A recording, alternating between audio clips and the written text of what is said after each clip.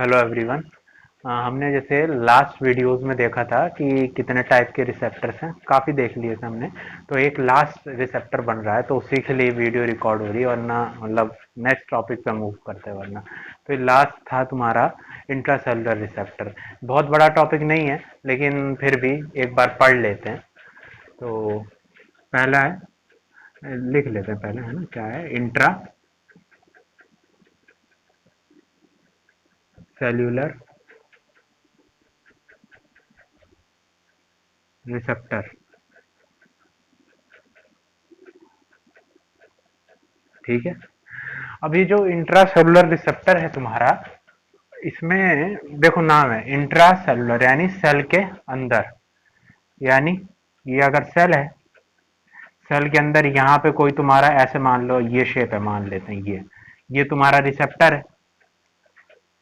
यानी कि इस पे जो एगोनिस्ट बाइंड करेगा, वो एगोनिस्ट क्या है, जैसे ये एगोनिस्ट है, मान लो एगोनिस्ट है ये एगोनिस्ट तुम्हारी सेल मेम्ब्रेन को क्रॉस करके आके यहाँ बाइंड करेगा, यानी सेल मेम्ब्रेन को पार कर लेगा, सेल मेम्ब्रेन में यानी डिसॉल्व हो जाएगा।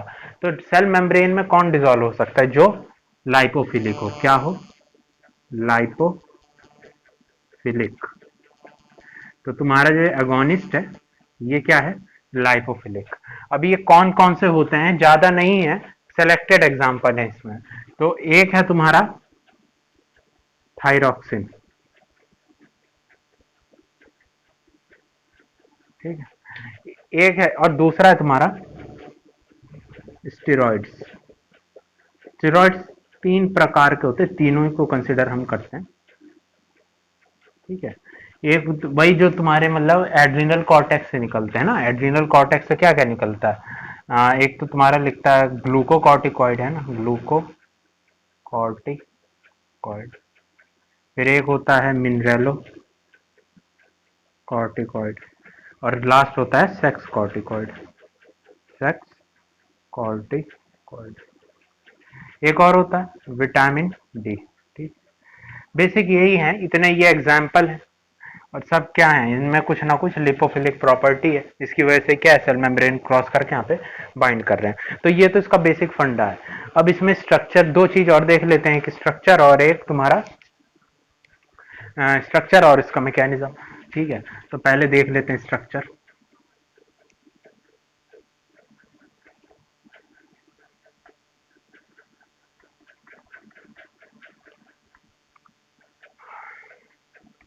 अच्छा, तो स्ट्रक्चर हम जो देखने जा रहे हैं वो अनबाइंडेड फॉर्म में, कि मतलब इस पे कोई अगोनिस्ट बाइंड नहीं कर रहा, तो स्ट्रक्चर हमारे में क्या क्या हमको दिखेगा। ठीक है।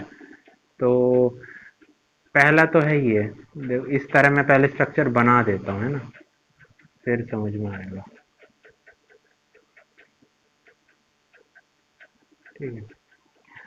अच्छा,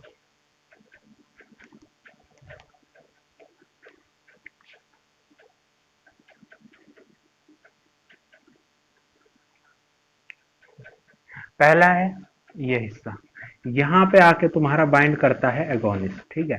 तो इसको, इसका नाम देते हैं बाइंडिंग डोमेन। ठीक है। यहाँ पे आके बाइंड। दूसरा, यहाँ पे एक कर्व दिख रहा है, इसको कहते हैं हम हिंज रीजन। हिंज का मतलब क्या होता है, कि कहीं पे एक कर्व है और उस कर्व पे कुछ बॉन्डिंग्स हैं, जिसकी वजह से ऐसा कर्व बना है। जैसे तुमने पढ़ा होगा इम्यूनोग्लोबुलिन में, ये इस तरह का, जैसे इम्यूनोग्लोबुलिन है ना, तो यहाँ पे एक हिंज रीजन प्रेजेंट होता है। हिंज रीजन, हिंज यानी यहाँ पे कर्व, कर्व प्रोड्यूस हो गया किसी बॉन्डिंग की वजह से, उसको कहते हैं हिंज रीजन। तो यहाँ पे बना है हिंज रीजन, यानी कोई कर्व रीजन। फिर उसके बाद यहाँ पे होता है तुम्हारा ये, इसे कहते हैं डीएनए बाइंडिंग एलिमेंट। क्या? डीएनए बाइंडिंग एलिमेंट, नाम में ही है क्या, डीएनए से ही बाइंड करेगा ये हिस्सा। ठीक। इसमें देखो दो ये बनाए मैंने, ये नीचे दांत जैसे, इनको कहते हैं हम जिंक फिंगर। जिंक फिंगर मतलब ये फिंगर है, मतलब यही, इसी फिंगर से डीएनए को ये रिसेप्टर जाके अटैच होता है, यही दोनों फिंगर से, कौन से, ये दोनों। ये मतलब क्या करेगा, नॉर्मली कहाँ प्रेजेंट होगा, तुम्हारे साइटोप्लाज्म में होता है, साइटोप्लाज्म से तुम्हारे जाता है ये न्यूक्लियस में, तो वहां पे ये न्यूक्लियस में क्या मिलेगा, न्यूक्लियस में मिलेगा डीएनए, और इस डीएनए से ये जिंक फिंगर की मदद से अटैच हो जाता है। ठीक है, एक तो ये हो गया, एक और हो गया इसमें, यहाँ पे यहाँ पे होता है, ठीक है, ये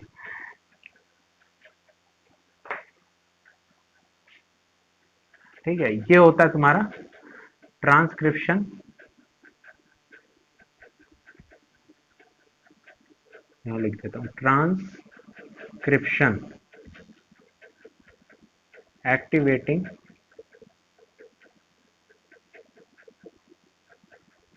डोमेन। ठीक है, एलिमेंट कह दो, ये एरिया जो है प्रमोट करता है तुम्हारे ट्रांसक्रिप्शन को, ट्रांसक्रिप्शन से क्या बनता है, एमआरएनए, वो एमआरएनए फिर प्रोटीन को बना देता है। तो ये हो गया इसका बेसिक स्ट्रक्चर। हाँ, और एक और बात, अगर यहाँ पे नहीं जुड़ा है तुम्हारा वो एगोनिस्ट, अगर नहीं जुड़ा है तो इसके साथ एक नॉर्मली अनबाइंडेड एगोनिस्ट जब नहीं होगा तो उस कंडीशन में यहाँ पे एक प्रोटीन अटैच होता है जिसको कहते हैं HSP90। फुल फॉर्म क्या है, हीट शॉक प्रोटीन 90, HSP90। और ठीक है, अब इसके बाद मैकेनिज्म देखते हैं तो उसमें हमें पता चलेगा HSP90 क्या काम होता है, इनका क्या काम होता है। लास्ट है मैकेनिज्म, फिर खत्म ही है। ठीक है, तो लास्ट है मैकेनिज्म कर लेते हैं।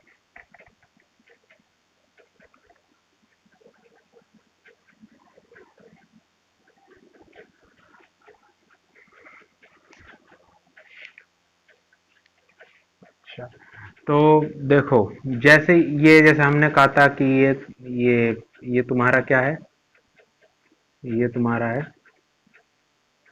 ये तुम्हारा रिसेप्टर है, इस पे जुड़ा हुआ है, यहाँ पे क्या, यहाँ पे जुड़ा हुआ तुम्हारा HSP90। ठीक है, अब इस पे आके तुम्हारा बाइंड किया एगोनिस्ट, कोई भी, जैसे स्टेरॉयड है, कुछ भी है, एगोनिस्ट। ठीक, ठीक है, सेल मेम ये है तुम्हारी सेल मेम्ब्रेन, तो सेल मेम्ब्रेन को क्रॉस करके आता है। ठीक है, सेल मेम्ब्रेन,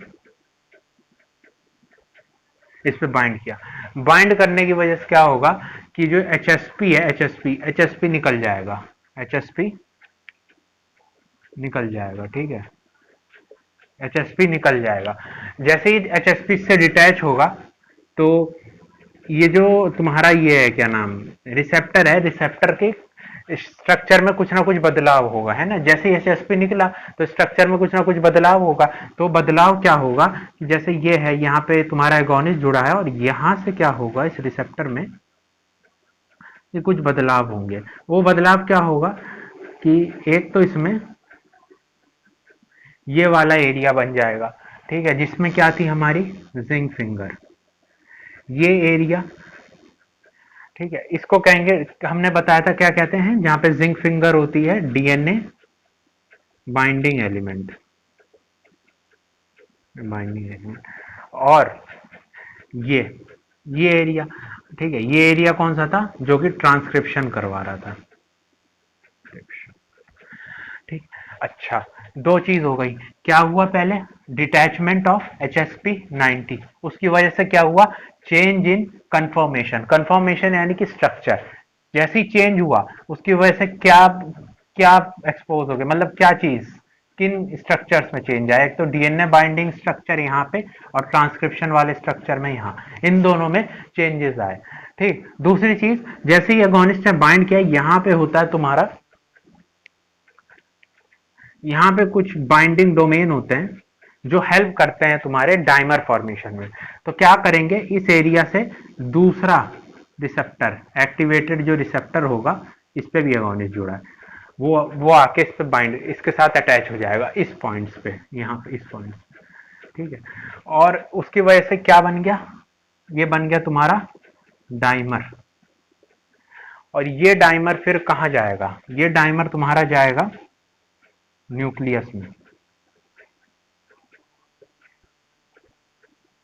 ठीक है, अब जैसे ही न्यूक्लियस में गया, जैसे ही न्यूक्लियस में गया, जैसे ये न्यूक्लियस है, ये मान लेते हैं न्यूक्लियस है, न्यूक्लियस में होता है क्या, न्यूक्लियस में होता है ये डीएनए। तो ये गया न्यूक्लियस में, ये डाइमर है, ऐसे मैंने रफली डायग्राम बना दिया है। तो ये क्या इससे इंटरेक्ट करेगा, किससे, डीएनए के, डीएनए के कुछ सीक्वेंसेस से। वो सीक्वेंस क्या करेंगे, जैसे उनके साथ इंटरेक्ट करेगा इन सीक्वेंसेस के साथ, तो ये क्या प्रमोट करेंगे, एमआरएनए फॉर्मेशन। इसी को क्या कहते हैं, डीएनए से एमआरएनए बनना, ट्रांसक्रिप्शन। ठीक है, ट्रांसक्रिप्शन हुआ, एमआरएनए बना, एमआरएनए बाहर आएगा, बाहर क्या है तुम्हारा, राइबोसोम, राइबोसोम। जैसे ही एमआरएनए इस राइबोसोम पे आया, यहां से बनेगा तुम्हारा प्रोटीन। ठीक है, अच्छा, ठीक है, ये तरीका है। अच्छा, यहाँ पे एक चीज मैंने बताई थी क्या, कि भाई डाइमर जो है तुम्हारा न्यूक्लियस में आया, यानी डाइमर जो है ये न्यूक्लियस में आया, यहाँ इस डीएनए सीक्वेंस से इंटरैक्ट किया। इन डीएनए सीक्वेंस का नाम होता है, इनको कहते हैं हम रेस्पॉन्स एलिमेंट्स। ओके, अच्छा, रेस्पॉन्स एलिमेंट हो गया, ठीक। और अच्छा, ये हो गया, अच्छा ये हो गया, ये हो गया, तो अब ये जो तरीका होता है ना प्रोटीन बनने, कब सोचो, जब ये एगोनिस्ट यहाँ बाइंड किया और जब ये प्रोटीन बना, यानी कि इससे यहां तक जाने में कुछ टाइम लगेगा, यानी जैसे ही एगोनिस्ट बाइंड करेगा इफेक्ट जल्दी नहीं आएगा, इफेक्ट आएगा डिलेड। ऐसे रिसेप्टर्स में डिलेड इफेक्ट आते हैं। ठीक है, क्योंकि इसमें पूरी प्रोसेस होनी है ट्रांसक्रिप्शन की, फिर यहाँ पे हो रहा है क्या, एमआरएनए से हो रहा है, इसको क्या कहते हैं, ट्रांसलेशन। ठीक ना, तो ये है तुम्हारा बेसिक इंट्रासेलुलर रिसेप्टर। तो हमने क्या क्या पढ़ा, पहले पढ़ा इसके एग्जांपल, एग्जांपल में क्या है, स्टेरॉयड और थायरोक्सिन। स्टेरॉयड कौन कौन से होते हैं, ग्लूको, मिनरेलो और सेक्स कॉर्टिकॉइड्स। और लास्ट में तुम्हारा क्या है, विटामिन डी। उसके बाद हमने स्ट्रक्चर पढ़ा, स्ट्रक्चर में क्या होता है, इस तरह का कुछ स्ट्रक्चर होता है, उसमें ये तुम्हारा हो गया बाइंडिंग डोमेन, ये हो गया तुम्हारा हिंज एरिया, फिर यहाँ पे तुम्हारे ये दो जिंक फिंगर हैं, zinc finger, zinc finger, finger वही उंगली वाला फिंगर, जिंक फिंगर। ठीक है, इसको कहते हैं डीएनए बाइंडिंग डोमेन या डीएनए बाइंडिंग एलिमेंट। फिर यहाँ पे होता है तुम्हारा ट्रांसक्रिप्शन एलिमेंट। ठीक, इससे जुड़ा होता है क्या, तुम्हारा एक HSP90, हीट शॉक प्रोटीन 90। ठीक है, ये स्ट्रक्चर हमने देखा था। उसके बाद हमने देखा ये कि मैकेनिज्म क्या है, एगोनिस्ट बाइंड करेगा, उसकी वजह से क्या है, HSP डिटैच हो जाएगा, उसके बाद उसकी वजह से यहाँ पे साइट एक्सपोज होंगी, ये साइट क्या कराएंगी, दूसरे दूसरे मतलब ये रिसेप्टर को इससे बाइंड करके डाइमर बना देंगी। डाइमर कहाँ जाएगा, न्यूक्लियस में, न्यूक्लियस में जाएगा, न्यूक्लियस में किससे इंटरेक्ट करेगा, रिस्पॉन्स एलिमेंट से, उससे क्या होगा, एमआरएनए बनेगा, जिस प्रोसेस को क्या कहेंगे, ट्रांसक्रिप्शन। एमआरएनए से क्या बनेगा, प्रोटीन बनेगा, कहाँ पे, राइबोसोम में, इसको क्या कहेंगे, ट्रांसलेशन। प्रोटीन बन गया, प्रोटीन क्या करेगा तुम्हारा, प्रोटीन इफेक्ट को प्रोड्यूस करेगा। ठीक है, तो ये हो गया तुम्हारा पूरा intracellular receptor. Okay, thank you very much.